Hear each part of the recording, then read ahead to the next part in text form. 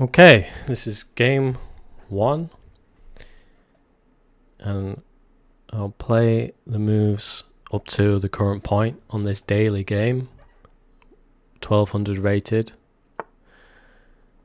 So the queen's pawn opening. Here I'm playing as black, thinking about the Dutch defense. The Dutch defense at the moment is my go-to to any opening that's not e4. So if the opponent plays e4, I'm happy at the moment to play Caro-Kann defense, or Scandinavian. Possibly I could try. I've tried other openings. Caro-Kann and Dutch at the moment are the two I'm most comfortable with. It's basically Caro-Kann if white opens e4, or Dutch if they open basically anything else. So here I think is like a cat lad that I think white's playing, or queen's gambit. Anyway, I have no intention of putting the pawn here. Playing Dutch. Here, I'm not sure this is playing the Dutch right. I'm already thinking about putting the bishop on this file to attack the knights and just this position in general. I think the main ideas of the Dutch, what I've seen anyway, is to put the pawn here, push the g-pawn to g6, the bishop to g7, castle, and you've got this structure on this side, and then you're trying to get this pawn up, and which is always tricky because you always have these weird blind spots where the knight can come in on the opponent. And a lot of times this bishop feels useless, which is like why I'm trying to get this kind of greedy approach of getting the bishop out early. Yeah, so I think this is one of the things I don't do enough, is trying to get this pawn up, get this knight in, and then push this pawn up. And there's things where you want to get your queen on, where in the king's position as well after you've castled, and just put pressure down this file. So yeah, he plays the bishop to g5, and from what I'm told, what I've seen in other YouTube videos about Dutch defenses, you're supposed to just be okay with this. I did think about moving this pawn up, which would guard it with the queen, but it also pins the queen, which I just doesn't feel right. You know, you're supposed to put your pawn here and ignore this, and then put your bishop here, and then potentially you're going to get double pawns. What I kind of regret doing here, what move did I play? I did play that move. Is not having this move before that pawn, because I could have had my other knight here. Yeah. So to me, this is like the Dutch defense is out the window now as a plan, which is fine. Yeah, so I got the bishop on, which was my original idea. I put the queen on here. This is the idea of the plan now, to push this pawn up, and then he can't take that, and then just get a pawn here, and then if he was to take that, it would just kind of weaken a castle position on this side, because he'd have this open, but it's just not the end of the world. He'd have his open file for his castle and be able to move his king if that happened anyway. Not the best plan. So he's attacking the unguarded pawn.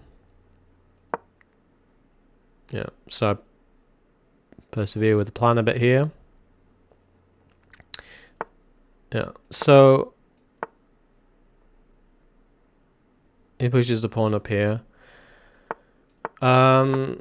Now I'm thinking about this pawn moving to f5, and then I'm pushing this to create a fork. So I would have this take, and then one of the things I'm trying to get used to, which is instead of running through all of the moves in your head, is just literally counting the defenders and attackers.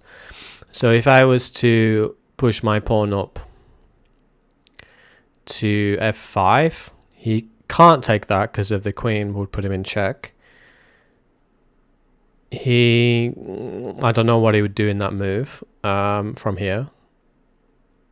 If I was to take that pawn, he has two defenders, the knight and the bishop. I have two attackers, and it's quite a nasty fork with the pawn. Let's go back to where we are here. Yeah, so this was the idea. So you go here. He can't take that. Let's do whatever move he might do. Here. And then that would leave me with a piece up. Now, after seeing that, you realize that, you know, that move wouldn't happen. He could have like castle. Realistically, he would castle or something. And then this play now, you might be a piece up by doing this, but then you've got your queen pinned to your king, and then we're just going to be in a very bad position. And ultimately down from this position. Even if I was to just take his rook, he'd still have his be trading the queen for the rook. Yeah, so I figure at this point to move the knight out. I'm not particularly sure where this is going. That pawn is protected by his knight, but I thought about this square. I thought about pushing this pawn up. The other thing I was thinking about doing was this kind of pawn and then having the queen come out. Because at one point as well here, I was thinking, what if I just sack the bishop here and then get this pawn up, or I don't know, I forget. Alright, so I put the knight out. He didn't expect him to do that.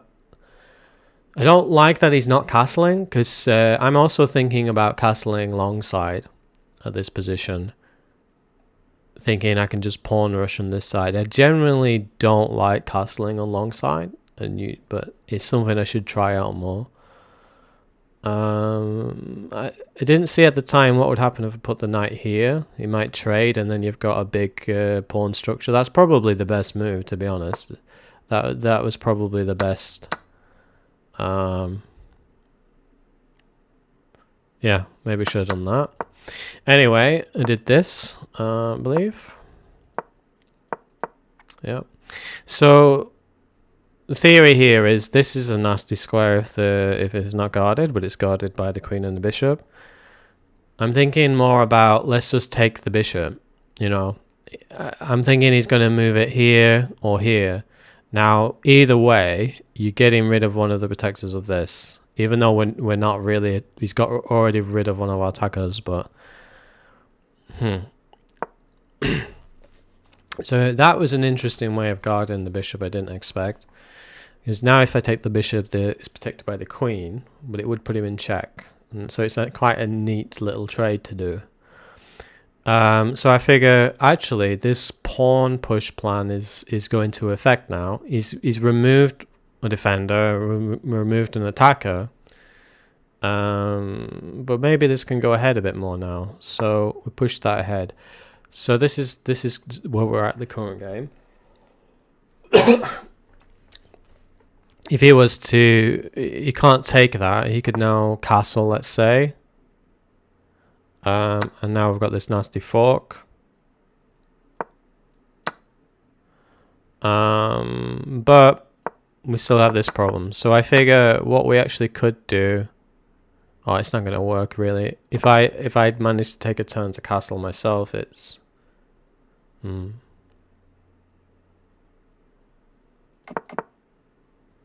not going to work.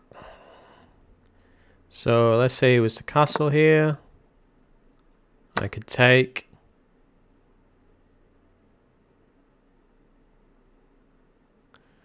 He could take back, and then I'd have to remove this because it's so. And then we're not in the best position anyway. So not sure what to do here then. This position I thought was better than it is. The other thing I thought about this whole attack with the fork with the pawn is you would start off by doing this first and then involve his queen that way.